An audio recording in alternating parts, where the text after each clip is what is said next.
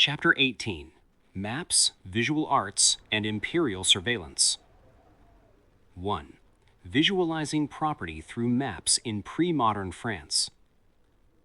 In the grand architecture of the Great Theft, the map was the ultimate tool of visual conquest. Before the state could legally enclose a forest or tax a peasant's hidden field, it first had to see it from a godlike perspective. In pre-modern France, cartography was far more than a scientific pursuit of geography. It was a sophisticated technology of visualizing property. To map a territory was to perform a conceptual enclosure, to claim intellectual ownership over the physical reality of the earth itself. Under the reign of Louis XIV, the Sun King, the map was treated as a state secret of the highest order. Cartography was a privilege restricted to a select few royal geographers. This was because a map was effectively a blueprint for power. It revealed the veins of the earth, the strategic weaknesses of fortresses, the precise boundaries of taxable wealth. In this landscape, the mapmaker functioned as a surveillance agent of the crown. By drawing a single line on a piece of vellum, the royal cartographer could transform a wild commons, land that had been used collectively by villagers for centuries for grazing and wood gathering, into a precise, numbered grid of private royal estates. The mapping process was the first step in the great theft of the physical world. It allowed the state to dematerialize the land, turning soil and stone into ink and parchment that could be filed away in a Versailles cabinet. These maps, known as cartes de cabinet, were not for public eyes. They were the title deeds of the empire. By capturing the image of the land, the king's bureaucrats could manage the territory without ever setting foot on it. The map gave the state the power to see the invisible fences that the law would later build. Furthermore, this visual enclosure laid the groundwork for the modern concept of intellectual property over information.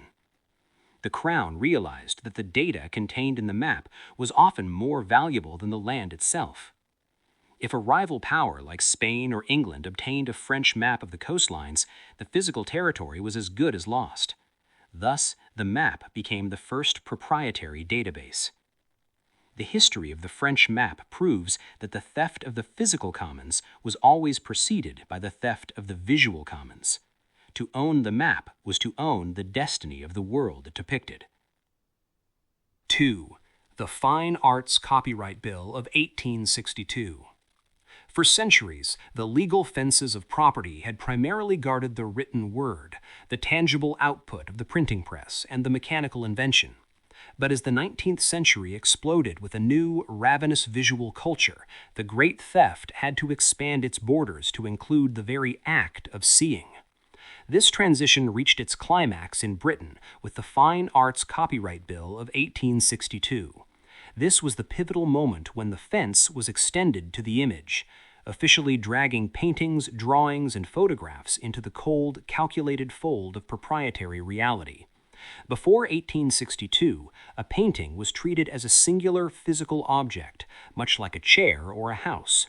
If a nobleman bought a canvas from an artist, the transaction was absolute. The physical possession of the paint and wood carried with it the total right to the image itself. There was no ghost of the artist lingering over the work. However, the 1862 bill performed a radical visual enclosure by legally bifurcating the work of art. It separated the physical object, the canvas and frame, from its intellectual representation, the image. This created a world of double ownership. For the first time, a wealthy industrialist could own a magnificent oil painting hanging in his gallery, yet be legally prohibited from making a sketch of it, commissioning an engraving of it, or even taking a photograph of it for a catalog without the separate permission of the copyright holder. The law had invented a visual deed that existed independently of the paint. This bill was the result of intense lobbying by Victorian art titans like Edwin Landseer, who were horrified to see their popular works reproduced as cheap mass-market prints on every street corner. They wanted to fence in the eyes of the public. In this landscape, the museum and the gallery were transformed into private enclosures of the eye. The 1862 bill ensured that the visual commons, the shared symbols, landscapes, and faces of a culture, were subdivided into private parcels of profit. It turned the act of replication into a crime of trespass. From this point forward, the great theft meant that you no longer merely stole a man's property by taking his goods, you stole it by remembering his image too accurately on paper. The 19th century soul was being taught that even the beauty of a sunset, once captured on canvas, could be locked behind a legal gate and sold to the highest bidder. 3. The use of microscopic photography in counterfeiting. As the law built walls around images, the 19th century's technological spirit provided a way to bypass them through the uncanny. The invention of microscopic photography, the ability to shrink complex images to a size invisible to the naked eye, sent a wave of panic through the property system. Suddenly, the great theft could be conducted on a scale so small it could be hidden in a button, a ring, or a single drop of liquid. Counterfeiters and intellectual pirates began using microphotography to replicate high-value banknotes, currency, and intricate architectural blueprints with a precision that bypassed all traditional security measures. If a spy or a master thief could photograph a state secret or an operatic engraving and shrink it to the size of a pinhead, the fence of the law became a useless, oversized gate. The battle for property moved from the courtroom to the laboratory. To defend the enclosure of the image, the state had to become as microscopic as the crime.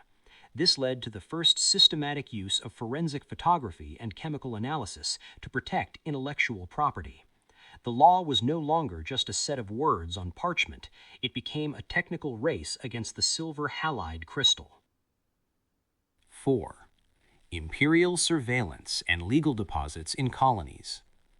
The enclosure of the mind reached its global predatory peak through the system of legal deposits in the colonies. In the sprawling territories of the British Raj and French Africa, the great theft wasn't just about profit. It was a sophisticated tool of imperial surveillance. The law mandated that every book, newspaper, or pamphlet printed within the colony had to be deposited, given for free to the colonial government.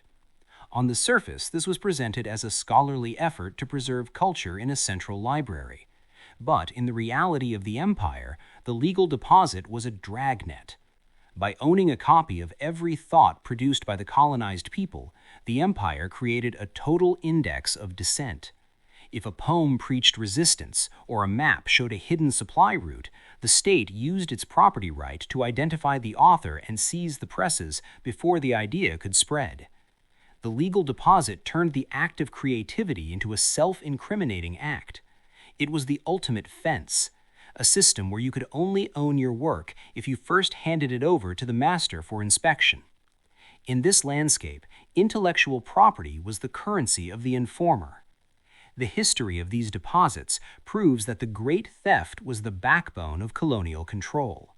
By owning the record of the mind, the empire ensured that it could predict and crush the movements of the body. 5. The 1867 Press and Registration of Books Act, India. Nowhere was this fusion of property and surveillance more brutal than in India under the 1867 Press and Registration of Books Act. Enacted as a direct response to the 1857 uprising, this law was designed to ensure that the great theft of Indian resources was never again threatened by the great communication of Indian ideas.